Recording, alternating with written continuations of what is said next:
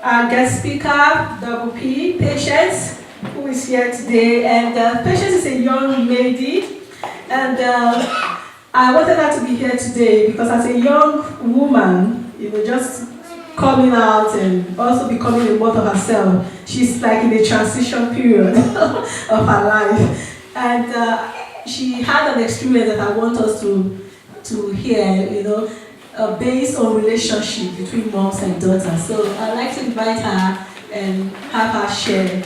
Thank you. Come on this way. Let's stay here. Welcome. Hi everyone. Hello. Hello there. Hi. I'm so happy to be here, and I'm excited. And thank you for having me here with my girls. I just thought it would be so appropriate to have them here because our theme is a date with moms.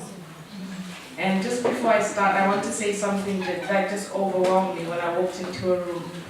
You look so much like my mother. Oh, When I get to my phone, when we're interacting, I'll show you guys the picture. I couldn't believe my eyes. I just thought, is my mom here? Like, she's surprised me. Yes, she's just a photocopy of my mother because I'm from Southern Africa, my mom's from Botswana.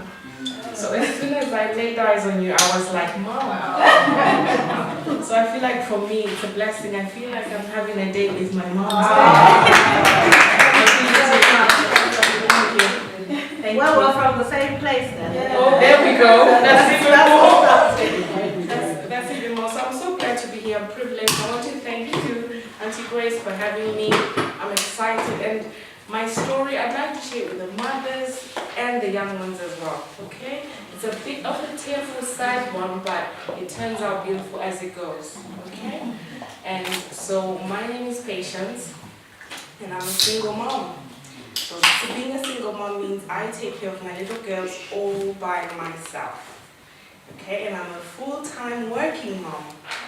And I'm a full-time stay-at-home mom.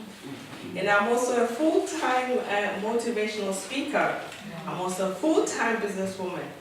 And I'm a very full-time person in terms of engagements and movements, and I champion a lot of programs. So I'm like 10 to 15 people in a very, very small body.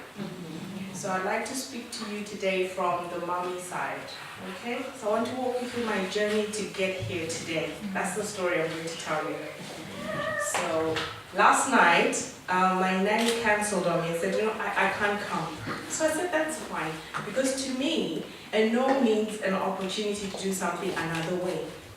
So anytime you hear a no, always remember, it's an opportunity to do it another way.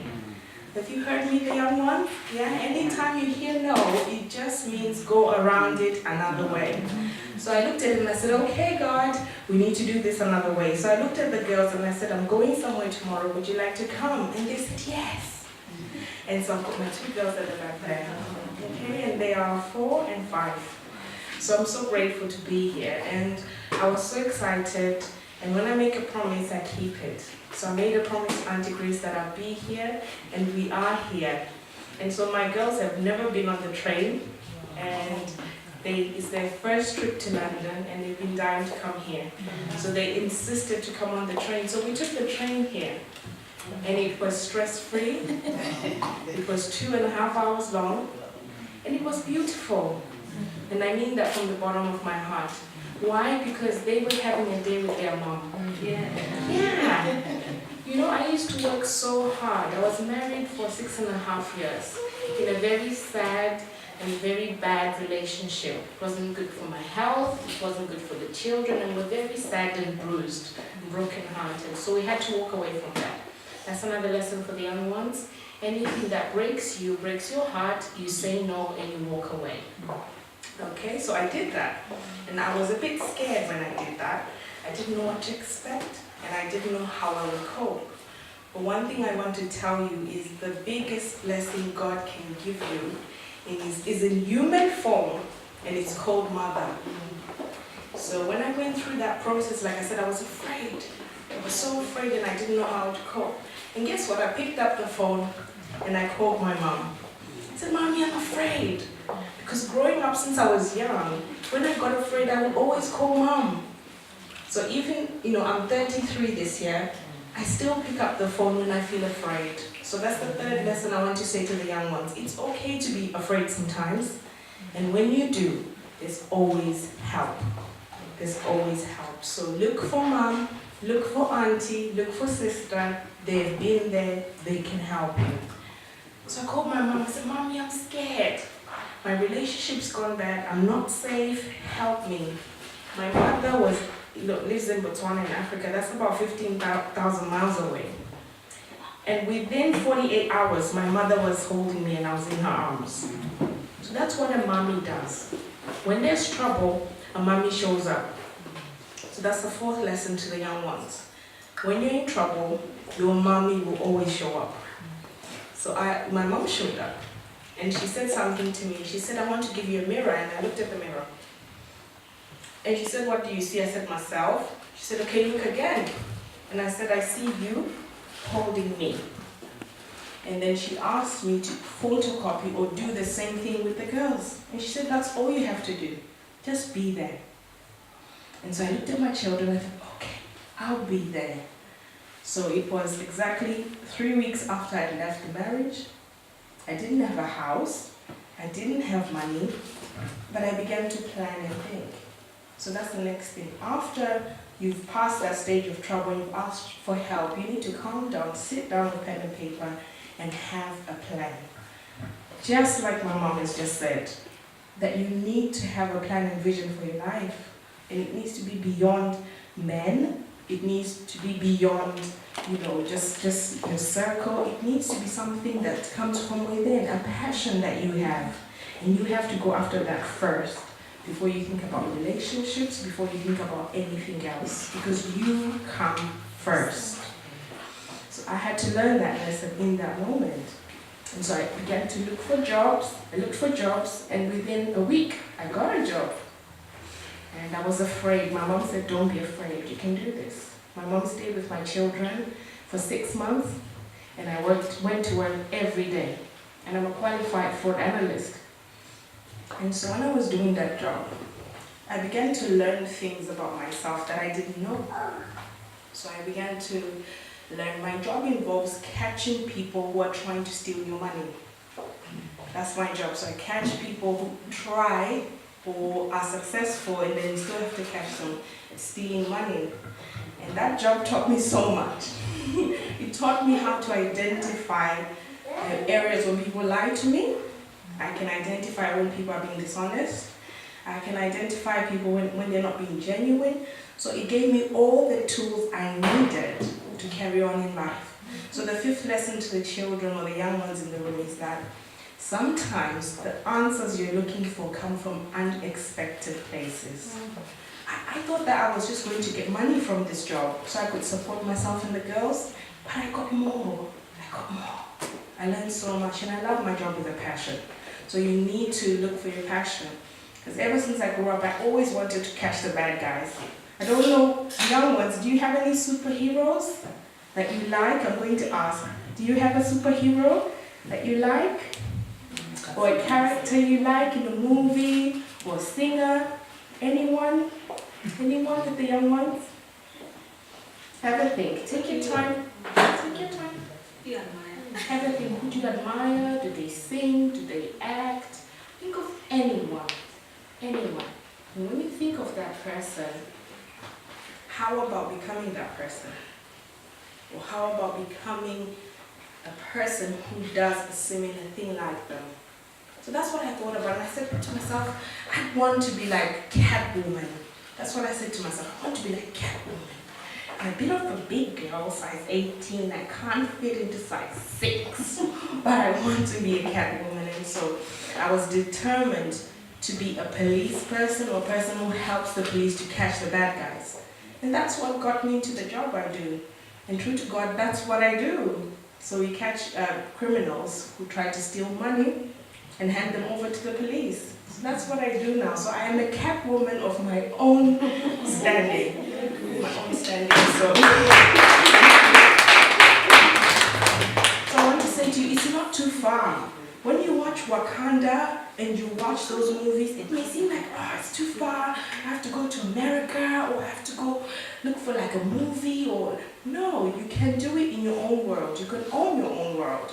So after I started working and I'm making my own money, I thought, okay, I achieved that. What's next?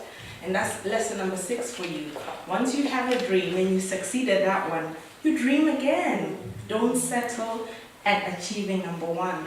So for me, it wasn't enough that I was working and earning, living very comfortably. I was doing really well. And I started pushing myself. I said, I want to start some businesses. Yeah. And at that stage, I had just turned 30. So I was in Europe, single mom, and I began to start a business. So I started a money lending business. And it started working out pretty well. And this is while I'm working, while taking care of the children, and while, doing my engagements. And so I kept going, and until today, the things that I do, sometimes I wonder how much sleep I actually get, because sometimes I sleep just 3 hours in the night because I've got to go, I've got things to do. So I want to say to anyone here, if anyone you admire seems like they're so far away from what you can become, I want to say look again, because they're standing right in front of the mirror. You are the woman, you are the girl that you've been waiting for. You are the superhero that you've been waiting for. And if you can just step out, look at yourself again and give yourself a chance, you'll amaze yourself at what you can do. So I'm here. I could have said, oh, it's 2 hours away, I don't have childcare, and then miss out on having a beautiful time on the train with the girls and being here with you. So I want to say, when there's a no, remember, there's another way round. And I want to say you are the person that you're looking for, and you can achieve anything. I understand that most of us are migrants or descendants of migrants, our parents, or we've come here from foreign lands. I understand that. And I also understand that perhaps English language is not our first language. I understand that as well. I can also understand that we're women, and we work 3 times as hard because we're black women. I also understand that. But I want to say to you, because there's so many obstacles, we can do it. Because there's so many, we can do it. And now I want to challenge the mothers. I know there's a lot on your plate. And I know sometimes you're overwhelmed. And I know sometimes you're tired, because I'm there too. I've got the 2 girls, they go to nursery, I pick them, I drop them, I go to work, and I've got so much on my plate. But I want to say, the very same God that gives us 24 hours gives it to the good and to the bad, gives it to the lazy and to the hardworking, and they're able to come back with results. So time management is the key. It's just how you manage what's been given to you. And we are my dad is from Zimbabwe, my mom is from Botswana. So on both sides we were rejected. The Zimbabwe side will say, you don't look like us, you don't sound like us. When we go to Botswana, you're not one of us. So we had no side to lean on, so it created an identity crisis within. So to the young ones here, if you feel like, yeah, we're African, but we're in Europe, but I get you. I felt the same way too.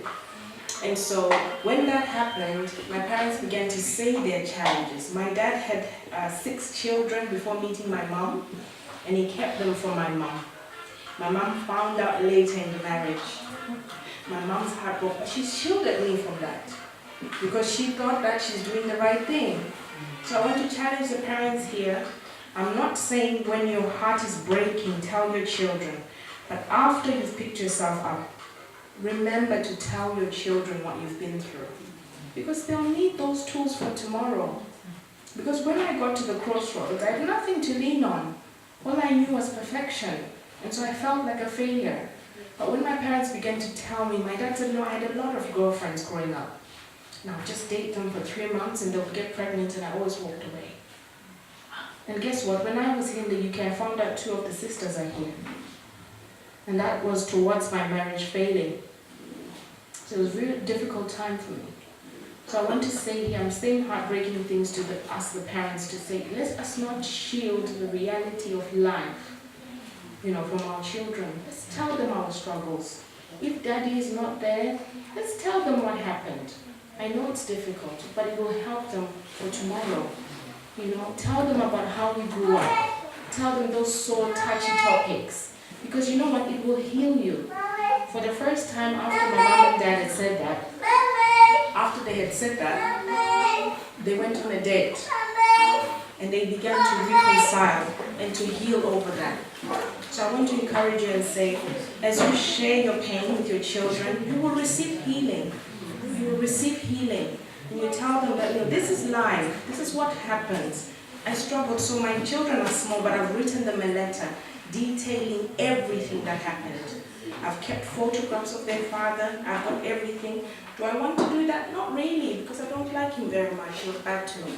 But they need to know the story. They need to see those pictures in the future and understand where they're coming from. And they need that opportunity to get to know him if he's interested in the future. So I want to say, let us not keep things from our children. Final story I can give on this topic is my beautiful nanny who looks after the girls.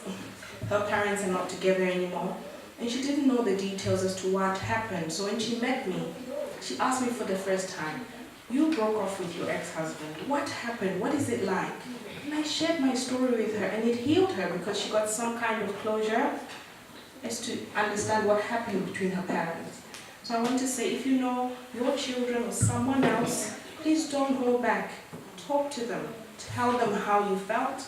Tell them how you got married, what happened. It will heal them and prepare them for the future. So it's that topic that touched her heart so much that I just wanted to share. Thank you so much. Yeah, you can go and meet them now.